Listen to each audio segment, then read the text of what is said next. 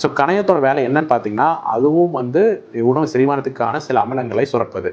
அது மட்டுமின்றி நம்முடைய நீரிழிவு நோய், அதாவது டயபெட்டிஸ் மெலிட்டஸ்க்கான இன்சுலினையே ப்ரொடியூஸ் பண்ணுறது இந்த கணையம் தான். ஸோ அதனால கணைய வீக்கம் வரும்போது அவங்களுக்கு வந்து சுகர் லெவல் அதிகமாகிறதுக்கு வாய்ப்புண்டு. ஸோ சுகர் லெவல் அதிகமாகும்போது உங்களுக்கே தெரியும், நிறைய பிரச்சனைகள் அவங்களுக்கு வரும். அதாவது கால் புண்லேருந்து கோமா ஸ்டேஜுக்கு போகிற அளவுக்கு கூட சில பேருக்கு பிரச்சனைகள் வரும். ஸோ இதெல்லாம் தடுக்கிறதுக்கு தான் நம்ம பித்தப்பை கற்களை முன்னெச்சரிக்கையாகவே நம்ம வந்து அறுவை சிகிச்சை சென்று அது பித்தப்பை எடுக்கிறோம்.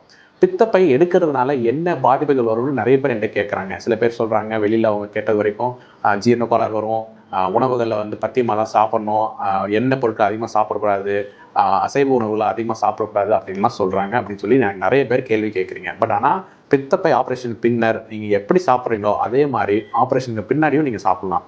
ஏன் அப்படின்னு நான் சொல்கிறேன்னா, பித்தப்பையோட வேலையை நான் சொன்ன மாதிரி பித்தத்தை சேமிச்சு வைக்கிறது தான். அதனால பித்தத்தோட தன்மை மாறுறதோ, பித்தத்தோட அளவு மாறுறதோ எந்த ஒரு மாற்றமும் இருக்க போறதில்ல. உங்க ஈரல் தான் பித்தத்தை தயாரிக்குது. அந்த ஈரல்லேருந்து பித்தம் வந்துட்டே தான் இருக்க போகுது.